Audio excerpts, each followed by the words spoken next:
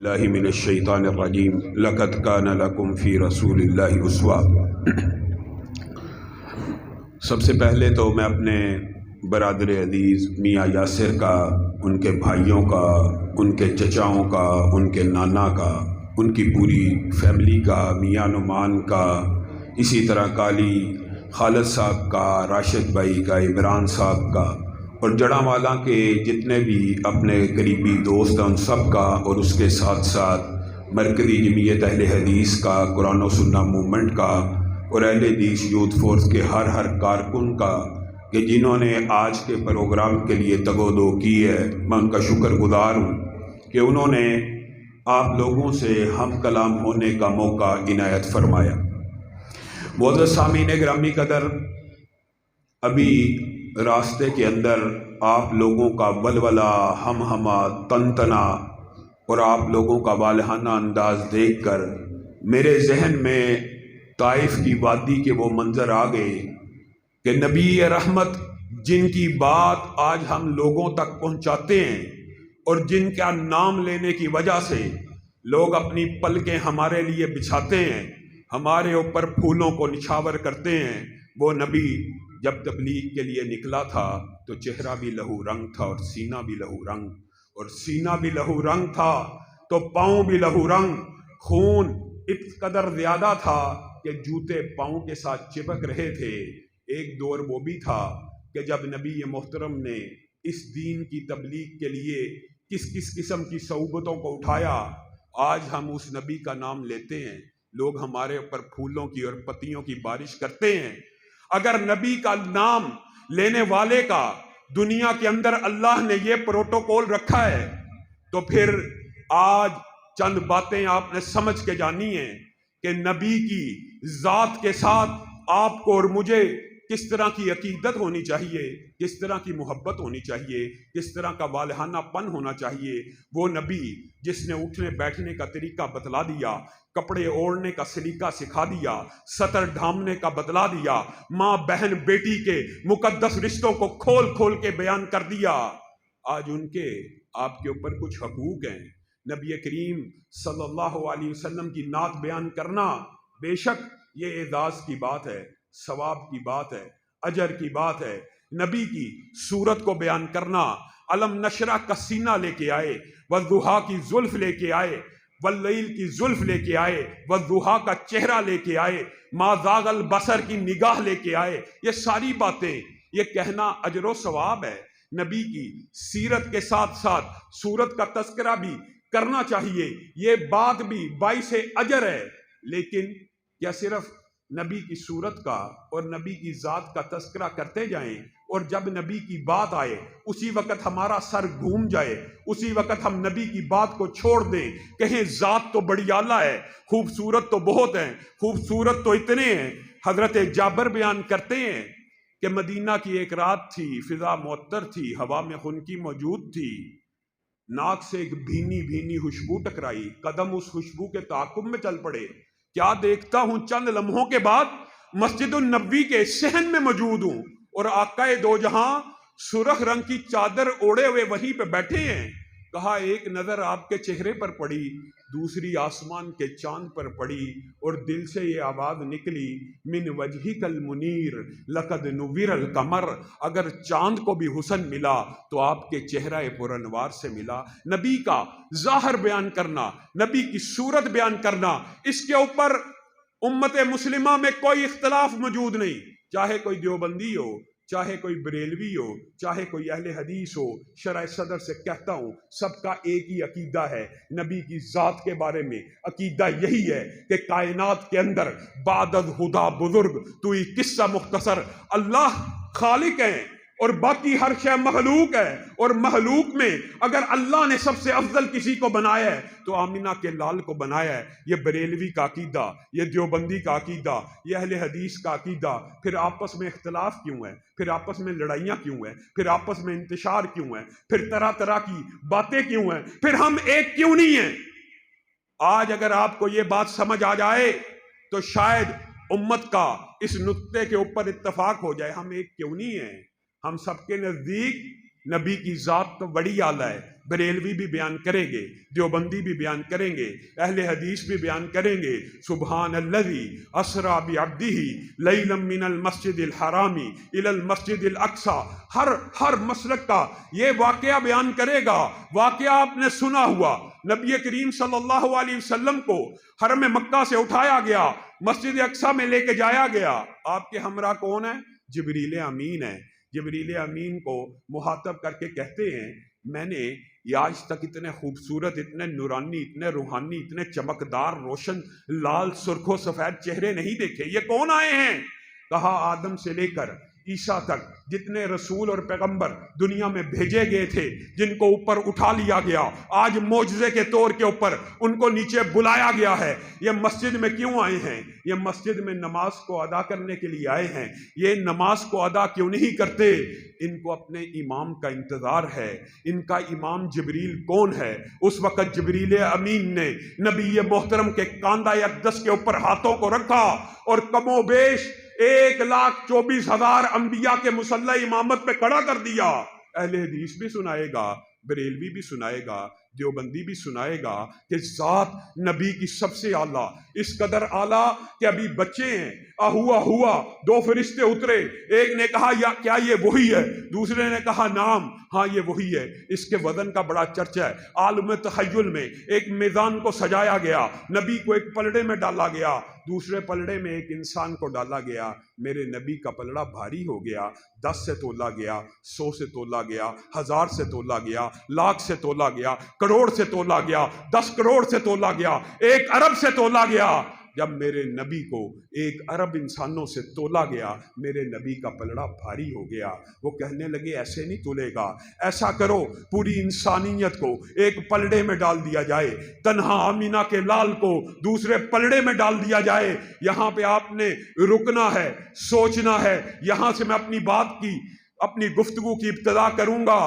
ایک پلڑے میں سارے نبی موجود ہیں، ہر نبی کے صحابی موجود ہیں، ہر امت کے شہید موجود ہیں، ہر امت کے اولیاء موجود ہیں، ہر امت کے ولی موجود ہیں۔ پوری انسانیت ایک پلڑے میں موجود ہے، تنہا آمینہ کے لال دوسرے پلڑے میں موجود ہیں۔ اور جب میرے نبی کے باطنی مقام و مرتبے کو بھی تولا گیا، پوری انسانیت سے تولا گیا، میرے نبی کا پلڑا بھاری ہو گیا۔ میرے بھائیوں، بریلوی کا بھی یہی عقیدہ ہے، دیوبندی کا بھی یہی عقیدہ ہے، اہل حدیث کا بھی یہی عقیدہ ہے کہ نبی کی ذات سب سے اعلیٰ ہے، نبی کا باطن سب سے اعلیٰ ہے۔ کائنات کے اندر سب سے خوبصورت اگر دنیا میں کسی کو پیدا کیا، ہمارا عقیدہ ہے کہ نہیں؟ نبی کریم صلی اللہ علیہ وسلم دنیا میں سب سے خوبصورت ہیں؟ کیوں جی چوئی صاحب ہیں کہ نہیں؟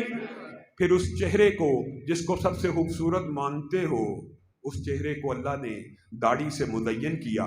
یہاں کتنے بیٹھے ہیں جن کا یہ عقیدہ ہے کہ نبی کریم کائنات میں سب سے خوبصورت ہیں، لیکن اسی نبی کی سنت کو صبح صبح اٹھتے ہیں، کوئی افطرے کے ساتھ ذبح کرتا ہے، کوئی بلیڈ کے ساتھ ذبح کرتا ہے، کوئی شیونگ کٹ کے ساتھ ذبح کرتا ہے، کوئی کینچی کے ساتھ تراشتا ہے۔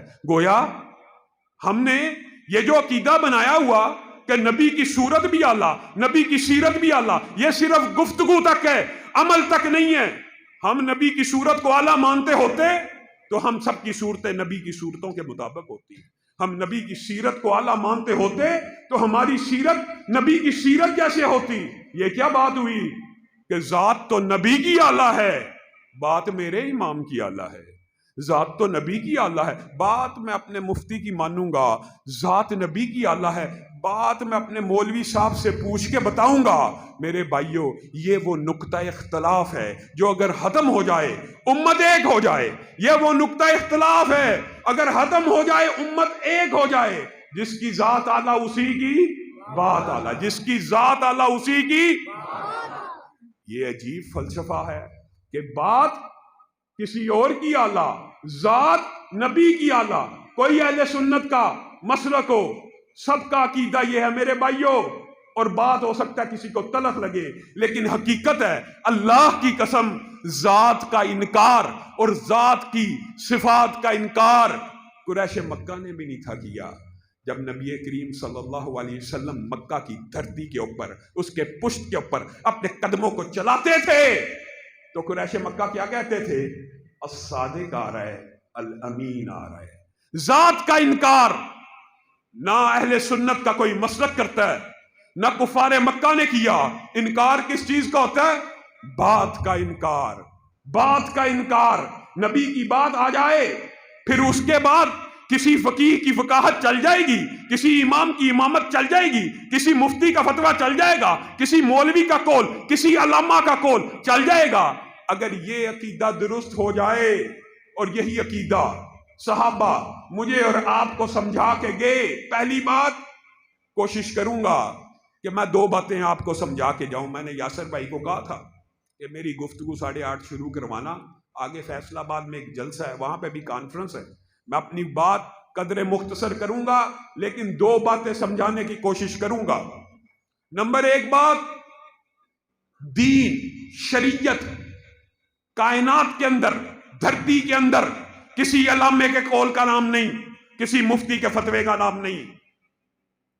صرف کائنات میں یہ اعزاز ایک ہی ہستی کو حاصل ہے کہ جس کی خاموشی بھی حدیث ہے، جس کی خاموشی کو بھی حدیث تقریری کہا گیا۔ کائنات میں وہ ایک ہی ذات ہے جس کی بات کو دین کہا جاتا ہے۔ ورنہ آپ عام فہم ذرا سوچئے، حضرت ابو بکر انبیاء کے بعد سب سے افضل ہیں، ان کے قول کے بارے میں کیا کہا جاتا ہے؟ حضرت ابو بکر کا قول نبی کریم یا دین کے مطابق ہے، حضرت عمر کا قول دین کے مطابق ہے، فلاں مولوی کا قول دین کے مطابق ہے، فلاں مفتی کا قول دین کے مطابق ہے۔ کائنات میں ایک ذات ہے جس کے بارے میں یہ نہیں کہا جاتا کہ اس کا قول دین کے مطابق ہے، بلکہ کیا کہا جاتا ہے؟ اس کا قول دین ہے، اس کا فرمان دین ہے، اس کی بات دین ہے۔ نبی کریم صلی اللہ علیہ وسلم حج کے موقع کے اوپر بعض مسائل بیان کر رہے ہیں۔ ایک صحابی کھڑے ہو گئے اور کہنے لگے، افی کلی عامن یا رسول اللہ، کیا یہ حج جو ہے ہر سال فرض ہے؟ آپ اتنے اس کے فضائل بیان کرتے ہیں کہ جس نے حج کیا گویا آج ہی ماں کے پیٹ سے پیدا ہوا، وغیرہ وغیرہ۔ کیا یہ امت مسلمہ کے اوپر ہر سال فرض کیا گیا ہے؟ سوال کا پیدا ہونا اچنبے کی بات نہیں ہے، سوال پیدا ہو سکتا ہے۔ جہاں جہاں صحابہ نے دیکھا کہ سوال کی گنجائش موجود ہے، وہاں وہاں انہوں نے سوال کر دیا۔ رسول اللہ صلی اللہ علیہ وسلم خاموش ہو گئے، نظر انداز کیا، پھر سوال کیا، پھر نظر انداز کیا، پھر سوال کیا، نبی کریم صلی اللہ علیہ وسلم خاموش رہے۔ اس کے بعد بعض امور کو سر انجام دینے کے بعد کہا وہ کہاں پہ، اس کو بلاؤ جس نے سوال کیا تھا۔ اس کو بلایا گیا، رسول اللہ صلی اللہ علیہ وسلم نے وہاں پہ آپ کا اور میرا عقیدہ اور امت کو اختلاف ختم کرنے کا ایک نسخہ بتا دیا۔ کیا کہا؟ اس کو بلایا جائے، اور لفظ کیا کہا؟ لو قلت نعم، اگر میں صرف نعم کہہ دیتا۔ نعم میں کتنے حرف ہیں؟ 3 حرف۔ یعنی میں کیا کہتا؟ جی ہاں، تو سوال پوچھ رہا تھا کیا امت کے اوپر ہر سال فرض ہے؟ اگر میں صرف جی ہاں کہہ دیتا تو اللہ کی قسم امت کے اوپر ہر سال کے لیے فرض ہو جاتا۔ دین صرف رسول اللہ صلی اللہ علیہ وسلم کے قول کا نام ہے، اور اگر کسی کو سمجھ نہیں آئی تو حدیث جبریل سے یہ بات اچھی طرح سمجھ لیں۔ نعرہ تکبیر، نعرہ تکبیر، جب تک سورج چاند رہے گا۔ نبی کریم صلی اللہ علیہ وسلم ایک مجلس میں بیٹھے ہوئے ہیں، ایک شخص آیا، صحابہ اس کو نہیں تھے جانتے، گویا انہوں نے اندازہ لگایا کہ مسافر ہے، لمبی چوڑی حدیث ہے، اس کی بہت سی شروحات، جو تفصیل پڑھنا چاہتا پڑھ لے۔ جو بات میں نے آپ کو سمجھانی ہے اس حدیث میں، صحابہ نے سمجھ لیا کہ کوئی مسافر ہے، لیکن کپڑوں کے اوپر گرد و غبار کے آثار نہیں ہیں، اور آیا ہے اور رسول اللہ صلی اللہ علیہ وسلم کے سامنے دوزانو ہو کے بیٹھ گیا ہے، اور آ کے پوچھتا ہے ما هو الایمان، ما هو الاسلام، ما هو الاحسان، سوال کر رہا ہے۔ اب عام فہم بات ہے، آپ نے بھی سمجھنا ہے، جو سوال کرتا ہے تو گویا مراد یہ ہوتی ہے کہ اس کو معلوم نہیں ہے تو سوال کر رہا ہے۔ اب جب سوال کر لیتا ہے تو رسول اللہ صلی اللہ علیہ وسلم جو جواب دیتے ہیں تو اس کے بدلے میں کیا کہتا ہے؟ صدقتا، آپ نے سچ فرمایا۔ صحابہ حیران ہو جاتے ہیں، پہلے سوال کرتا ہے جیسے معلوم نہیں ہے، اور جب نبی کریم جواب دے دیتے ہیں تو اس کی تصدیق کرتا ہے جیسے پہلے سے معلوم ہے اور تصدیق کر رہا ہے. عجیب ماجرا ہے. وہ چلا گیا. نبی کریم صلی اللہ علیہ وسلم نے آپ کا اور میرا عقیدہ منہج صحابہ کو کیا بتلایا؟ کیا کہا؟ یہ پتہ کون تھا؟ جی کون تھا؟ یہ آسمان سے جبریل امین آئے تھے. آسمان سے جبریل امین آئے تھے, انسانی شکل میں آئے تھے. کیا کرنے کے لیے آئے تھے؟ اللہ کے رسول تمہیں تمہارا دین سکھانے کے لیے آئے تھے. تمہیں تمہارا دین سکھانے کے لیے آئے تھے. اب آپ نے اس بات کے اوپر غور کرنا ہے. جبریل امین کیا سکھا کے گئے؟ کیا جبریل امین کو پتہ نہیں تھا اسلام کیا ہے؟ کیا جبریل امین کو پتہ نہیں تھا ایمان کیا ہے؟ کیا جبریل امین کو پتہ نہیں تھا احسان کیا؟ سکھا کے کیا گئے؟ سکھا کے یہ گئے آسمان سے جبریل بھی آ جائیں اور آپ کے سامنے کھڑے ہو کے تقریر کرے, وہ بات دین نہیں بن سکتی جب تک رسول اللہ کی زبان سے ادا نہ ہو جائے. یہ سمجھا کے گئے ہیں کہ آسمان سے جبریل بھی آ جائیں. ہونا تو یہ چاہیے تھا رسول اللہ کہتے جبریل آسمان سے آئیں, انسانی شکل میں آپ سے گفتگو کریں گے. نہیں, دین وہی ہے جو نبی محترم کی زبان سے نکل جائے. اور آج کل انکار حدیث کا ایک فتنہ مارکیٹ میں, آج کل عصر حاضر میں گاندھی صاحب اس کو چلا رہے ہیں. دین کی نئی نئی تشریحات اور دین کا حلیہ بگاڑ کر نبی کریم صلی اللہ علیہ وسلم کی زندگی کے, اور جتنے بھی منکرین حدیث ہیں نا وہ آپ کے سامنے یہی اصول رکھیں گے, یار رسول اللہ صلی اللہ علیہ وسلم نے بعد فیصلے بشری تقاضے سے کیے تھے, بعد نبوی سے کیے تھے. آپ اور میں کیسے ڈیفرنشیٹ کریں گے, کیسے تمیز کریں گے, کیسے فرق کریں گے کہ یہ حکم نبوی ہے اور یہ حکم بشری ہے؟ یہ شیطان کا بہت بڑا وار ہے. اور یہ وار آج نہیں ہوا, یہ اس وقت بھی یہ وار ہو چکا تھا. کیا؟ عبداللہ بن عمر بن العاص کو قریش مکہ نے یہ کہہ دیا تھا بعین یہی الفاظ, رسول اللہ بشر, رسول اللہ بشر ہیں, یتکلم فی الغضب والرضا. رسول اللہ کبھی غصے میں بولتے ہیں اور کبھی خوشی میں بولتے ہیں, اور تو ہر بات ہی لکھ لیتا ہے, اور تو ہر بات ہی لکھ لیتا ہے. کبھی وہ خوش ہوتے ہیں, کبھی ناراض ہوتے ہیں. یہی بات گاندھی کہتا ہے, یہی بات منکرین حدیث کہتے ہیں کہ ایک بشری زندگی ہے, ایک نبوی زندگی ہے. یہ اشکال 1400 سال پرانے ہیں اور رسول اللہ صلی اللہ علیہ وسلم نے تب ہی طے کر دیے ہوئے ہیں. رسول اللہ باہر آئے, عبداللہ بن عمر بن العاص کو دیکھا وہ نہیں لکھ رہے. پوچھا کہ لکھتا کیوں نہیں؟ کہا اس طرح قریشیوں نے میرے ذہن میں یہ بات ڈالی ہے, یہ اشکال ڈالا ہے کہ آپ بھی بشر ہیں, خوشی میں بھی کلام کرتے ہیں اور غصے میں بھی کلام کرتے ہیں, تو ہر چیز نوٹ کر لیتا ہے. تو رسول اللہ صلی اللہ علیہ وسلم نے وہاں پہ آپ کا عقیدہ, آپ کا منہج, میرا مسلک بیان کیا. فوالذی نفسی بیدی, اس ذات کی قسم جس کے ہاتھ میں محمد صلی اللہ علیہ وسلم کی جان ہے. اکتب فوالذی نفسی بیدی ما یخرج منہ الا حق, اس زبان سے حق کے علاوہ کچھ نہیں نکلتا, چاہے میں غصے میں ہوں, چاہے میں خوشی میں ہوں. وما ینطق عن الہوی ان ہوا الا, رسول اللہ اپنی مرضی سے بولتے ہی نہیں, جب بھی بولتے ہیں وہی کے تابع ہو کے بولتے ہیں. ایک بات, دین شریعت صرف اس چیز کا نام ہے جو رسول اللہ کی زبان سے ادا ہو جائے. اس کے بھی بہت سے دلائل ہیں. آج منکرین حدیث قرآن کے اوپر ایمان لاتے ہیں. قرآن آپ کے اور میرے اوپر براہ راست نازل ہوا ہے. رسول اللہ نے کہا یہ قرآن ہے تو آپ نے اور میں نے مان لیا یہ قرآن ہے. پہلی وحی کیا نازل ہوئی تھی؟ اقرا. کہاں پہ موجود ہے؟ قرآن کی ابتدا اقرا سے کیوں نہیں ہو رہی؟ کیونکہ رسول اللہ نے کہا قرآن کی ابتدا سورۃ فاتحہ سے ہوگی. رسول اللہ نے کہا اقرا نازل ہونے میں تو اول ہے لیکن رکھی آخر میں جائے گی. قرآن کو بھی براہ راست حدیث رسول کے بغیر نہیں مانا جا سکتا.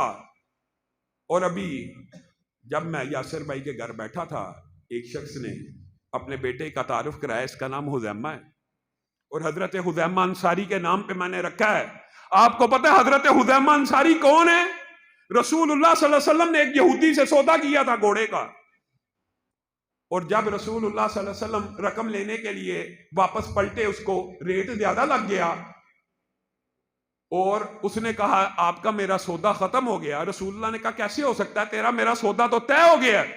کہا گواہ لے کے آؤ۔ حضرت حذیمہ انصاری نے، جو اس وقت اس سودے میں موجود نہیں تھے، رسول اللہ کو کہا، اس یہودی کو کہا خاموش ہو جا، میں رسول اللہ صلی اللہ علیہ وسلم کا گواہ ہوں۔ رسول اللہ صلی اللہ علیہ وسلم نے اس وقت کیا کہا تھا، حذیمہ آج کے بعد تجھے اکیلے کی گواہی قیامت تک کے لیے 2 گواہوں کے برابر ہوگی۔ حذیمہ سے بھی پوچھا تھا کہ تو ادھر موجود نہیں تھا، گواہی کیوں دی؟ حذیمہ نے جو خوبصورت جواب دیا تھا وہ یہ تھا، آپ اللہ کے بارے میں ہم سے جھوٹ نہیں بولتے، تو کیا ایک معمولی سے سودے کے بارے میں ہم سے جھوٹ بولیں گے؟ اور پھر یہ حجیت حدیث کے اوپر اتنی بڑی بین دلیل ہے۔ زید بن ثابت کے ڈیوٹی جب خلفاء نے لگا دی تھی قرآن کو جمع کرنے کے لیے، قرآن جمع ہو گیا، پورے کا پورا قرآن کمپائل ہو چکا ہے، ایک ایک آیت لکھی جا چکی ہے۔ حضرت حذیمہ انصاری آئے، کہا ایک آیت میرے پاس بھی ہے، آپ کے پاس بھی ہے، بتائیے۔ لقد جاءکم، اور بخاری شریف میں سے دوسری آیت کا ذکر ہے، لقد جاءکم رسول من انفسکم والی آیت میرے پاس موجود ہے، میں نے رسول اللہ کو اس آیت کے بعد پڑھتے ہوئے سنا ہے، گواہ لے کے آ۔ گواہ کوئی نہیں۔ ابو ہریرہ نے کہا چل میں تیرے ساتھ چلتا ہوں، اور جا کے کہا آج کے دن کے لیے شاید رسول اللہ نے یہ فرمایا تھا کہ حذیمہ تجھ اکیلے کی گواہی 2 گواہوں کے برابر ہوگی۔ حضرت حذیمہ اکیلے کی گواہی کی وجہ سے یہ آیت قرآن پاک میں رکھ دی گئی۔ اب بتائیے منکرین حدیث کا مغالطہ، منکرین حدیث کا پراپوگنڈا کس قدر بھیانک ہے، کس قدر دھوکے کے اوپر مشتمل ہے۔ ان کی تشریح مانی جائے، ان کا ترجمہ مانا جائے، صحابہ کا اور رسول اللہ کا نہ مانا جائے۔ ایک عام فہم جھٹکی سی بات کروں گا آپ کے سامنے، شاید کہ تیرے دل میں اتر جائے میری بات۔ آپ کو اللہ رب العزت نے کلام حمید میں بالواسطہ یا بلا واسطہ، محدثین اور مفسرین کے اوپر بھی لاکھوں رحمتیں ہوں، اور یاسر بھائی کی جو رشتہ دار ہیں اللہ تعالیٰ ان کو بھی شفاء کاملہ عاجلہ نصیب فرمائے، دادی جان کو ان کو شفاء کاملہ عاجلہ نصیب فرمائے، ان کی ہر بیماری دور فرمائے۔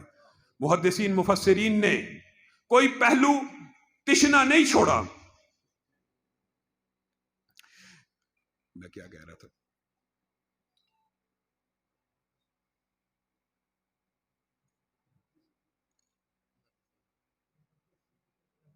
واقعہ کون سا میرے ذہن سے ایک دم نکل گیا۔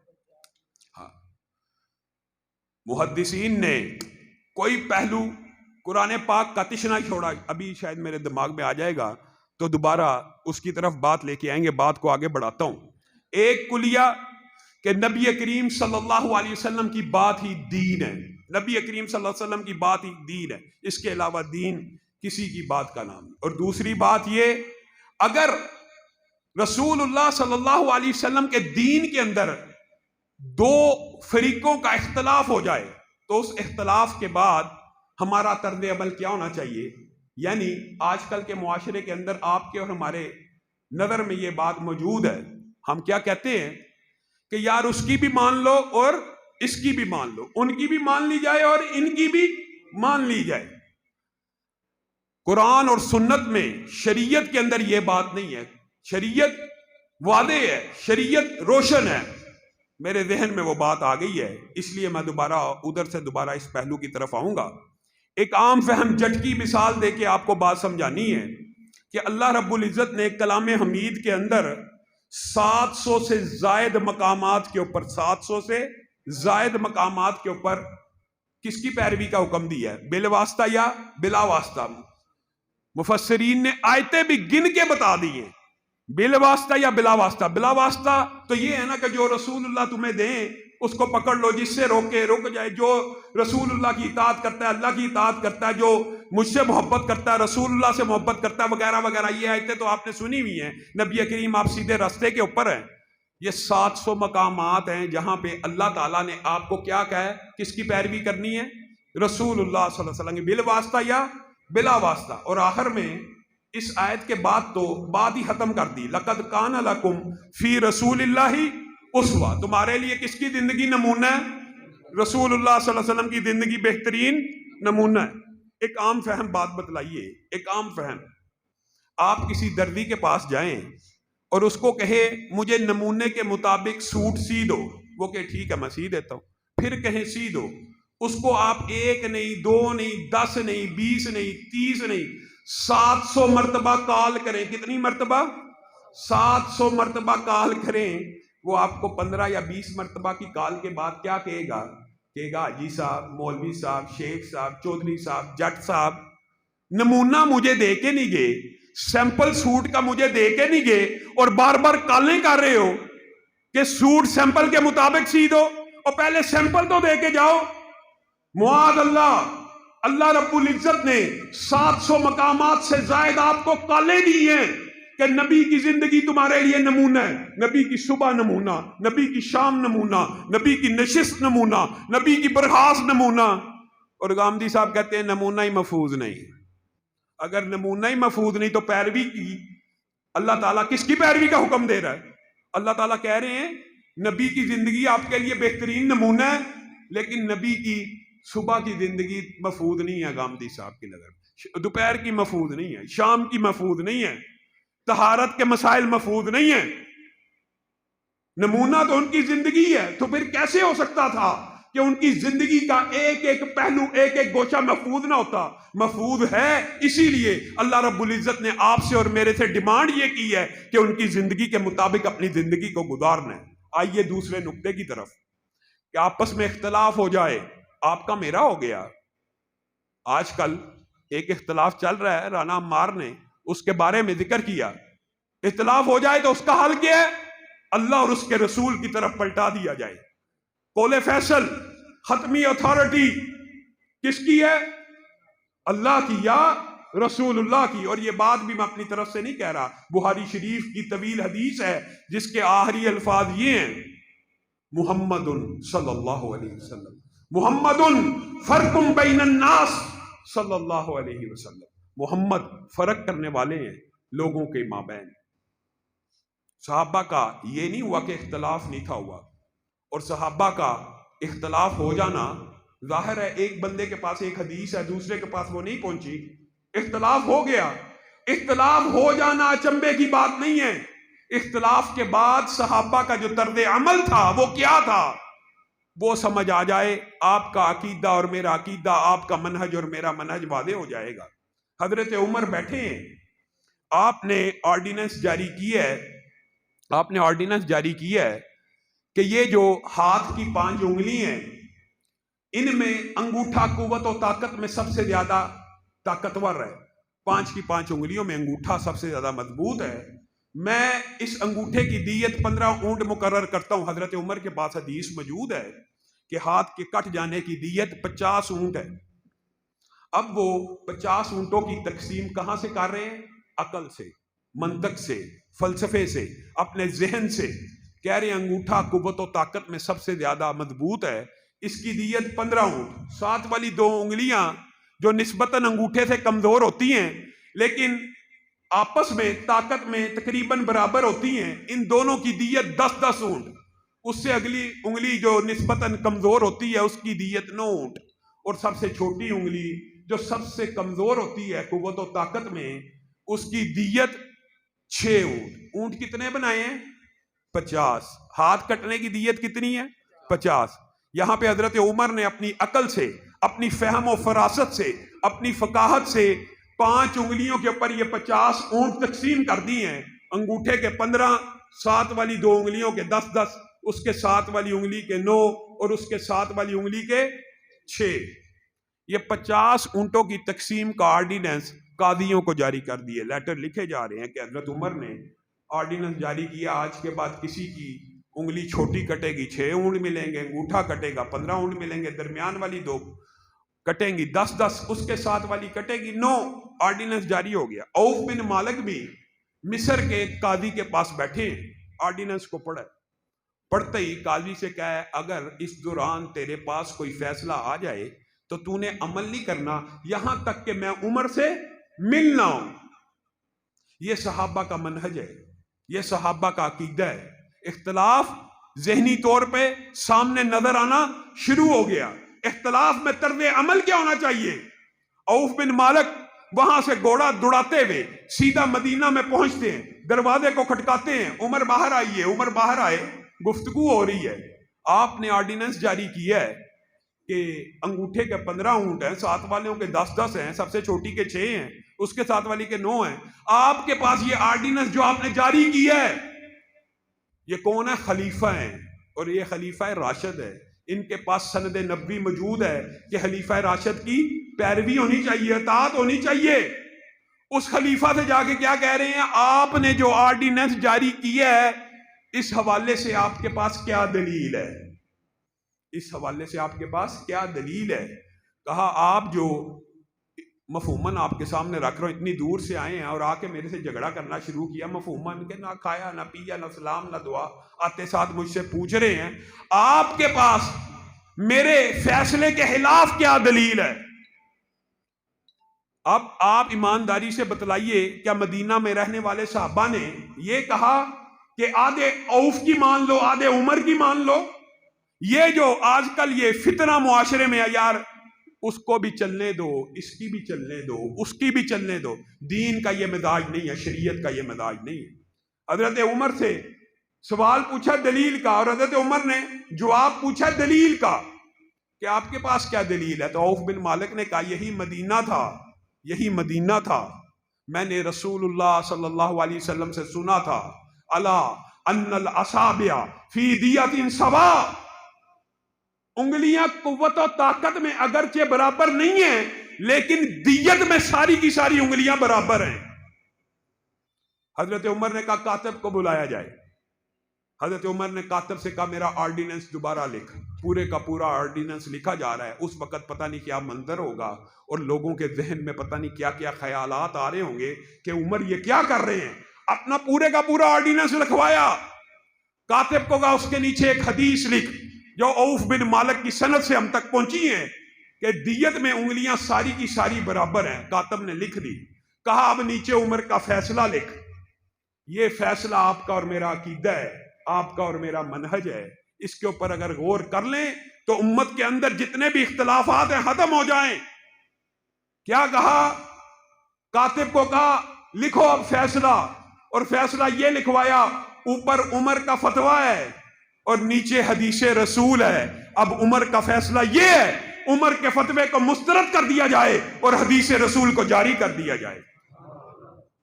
یہ ہمارا عقیدہ ہے۔ صحابہ کا بھی آپس میں اختلاف ہوا، مانتے ہیں، لیکن اس اختلاف کو ختم کیسے کیا گیا؟ محمد صلی اللہ علیہ وسلم فرقم بین الناس، ان کی بات حرف آخر ہے، ان کا قول دین ہے۔ اختلاف کا ہو جانا اچنبے کی بات نہیں ہے۔ اختلاف کے اوپر قول فیصل کو مان لینا، آپ کا دیوبندیوں سے اختلاف ہو گیا، بریلویوں سے ہو گیا، آپس میں اہل حدیثوں سے ہو گیا۔ اختلاف کے اندر حتمی فیصلہ، حتمی اتھارٹی کس کی ہونی چاہیے؟ رسول اللہ صلی اللہ علیہ وسلم کی ہونی چاہیے۔ اور عمر بن العاص ایک علاقے کے گورنر ہیں، اور عمر بن العاص کے بارے میں آپ یہ بات یاد رکھیں کہ عمر بن العاص اتنے عظیم جلیل القدر صحابی ہیں جن کے بارے میں یہ مرزا جیلمی اور رافضی فکر کے لوگ بک بک کرتے ہیں۔ ایک مرتبہ رسول اللہ صلی اللہ علیہ وسلم کی مجلس میں بیٹھے ہیں، ایک فیصلہ آیا تو رسول اللہ صلی اللہ علیہ وسلم نے کہا عمر فیصلہ کر۔ کہا اللہ کے رسول یہ تو آپ ہی کی اتھارٹی ہے، آپ ہی کا تو اختیار ہے۔ رسول اللہ صلی اللہ علیہ وسلم نے کہا حق تو میرا ہے لیکن میں تفویض تجھے کرتا ہوں، فیصلہ کر۔ اور عمر نے جو فیصلہ کیا، رسول اللہ نے کہا عمر میں تیرے فیصلے سے خوش ہو گیا۔ رسول اللہ کی موجودگی میں عمر فیصلہ کرنے والے ہیں۔ یہ اتنا بڑا جلیل القدر صحابی ہے، ایک علاقے کا گورنر ہے۔ وہاں پہ طاعون پھیل گیا۔ طاعون کے پھیلنے کے بعد عمر بن العاص نے کہا کہ یہاں پہ طاعون پھیل چکا ہے، آپ ایسا کرو کہ سامان کو اٹھاؤ اور وادیوں کا رخ کرو، سامان کو اٹھاؤ جنگلوں کا رخ کرو، سامان کو اٹھاؤ دور دراز نکل جاؤ۔ آرڈیننس جاری کر دی ہے۔ اب وہاں سے سامنے سے ایک جلیل القدر دوسرے صحابی آ رہے ہیں، معاذ ابن جبل، سبحان اللہ، یہ بھی ایک لمبی چوڑی حیات ہے۔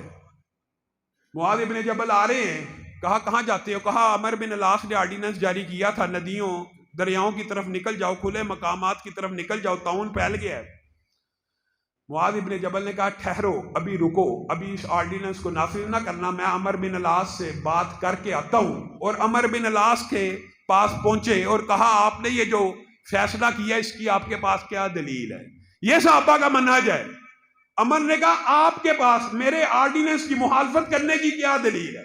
تو معاذ ابن جبل نے کہا میں نے خود رسول اللہ صلی اللہ علیہ وسلم سے سنا تھا کہ جس علاقے میں طاعون پھیل جائے وہاں کے لوگ اس علاقے کو نہ چھوڑیں اور باہر سے کوئی لوگ اس علاقے میں نہ آئیں۔ اس حدیث سے بہت سے مسائل نکلتے ہیں، ان میں سے یہ جو عصر حاضر میں کرونا کی لہر ہوئی تھی اس حوالے سے بھی یہ حدیث بڑی مشہور ہوئی تھی، طاعون والے علاقے سے نہ نکلو۔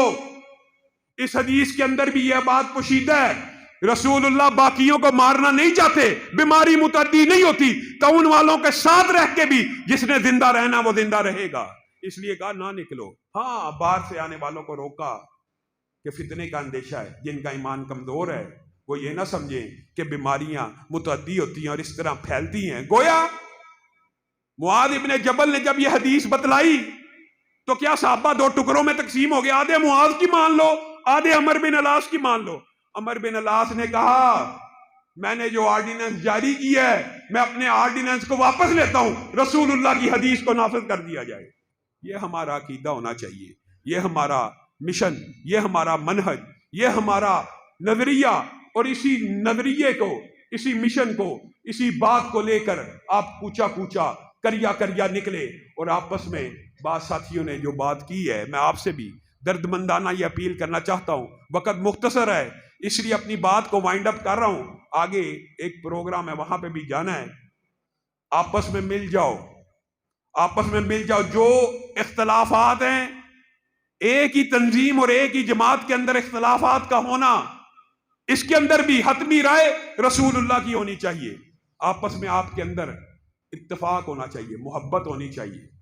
اگر قطرے ہو تو مل جاؤ کہ دریا نظر آئے، ریت کے بکھرے ہوئے ذرے ہو تو مل جاؤ کہ صحرا نظر آئے، اور یہ سارے اگر مل جائیں گے پھر آندھی بن کے نکلو، طوفان بن کے چھا جاؤ پورے پاکستان میں نفاذ اسلام کی اور حجیت حدیث کی اور دفاع صحابہ کی اور ختم نبوت کی۔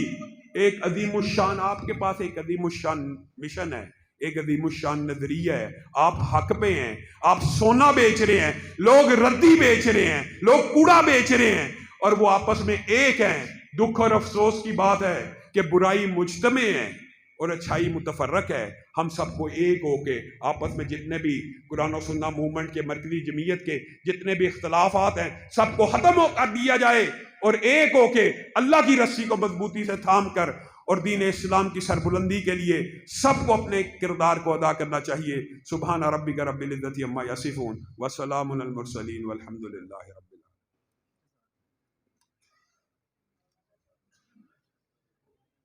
إياك نعبد وإياك نستعين اهدنا الصراط المستقيم صراط الذين أنعمت عليهم غير المغضوب عليهم ولا الضالين اللهم صل على محمد وعلى آل محمد كما صليت على إبراهيم وعلى آل إبراهيم إنك حميد مجيد اللهم بارك على محمد وعلى آل محمد كما باركت على إبراهيم وعلى آل إبراهيم إنك اے اللہ ہم سب کے گناہوں کو معاف فرما، اے اللہ ہم سب کے گناہوں کو معاف فرما، اے اللہ صبح شام کے گناہوں کو معاف فرما، اے اللہ حلوت جلوت کے گناہوں کو معاف فرما، اے اللہ آنکھوں کی خیانتوں کو معاف فرما، یا اللہ زبان کی لرزشوں کو معاف فرما، یا اللہ زبان کے جھوٹ کو معاف فرما، غیبت کو معاف فرما، گالی کو معاف فرما، یا اللہ آنکھوں کی خیانتوں کو معاف فرما، یا اللہ سر سے پاؤں تک تمام قسم کے جسم کو تمام قسم کے گناہوں سے پاک صاف فرما، یا اللہ جتنے بیمار ہیں ان کو شفاء کاملہ عاجلہ نصیب فرما، یا اللہ لوگوں نے دعا کا کہا ہے بیماروں کے لیے، یا اللہ جتنے بیمار ہیں ان کو شفاء کاملہ عاجلہ نصیب فرما،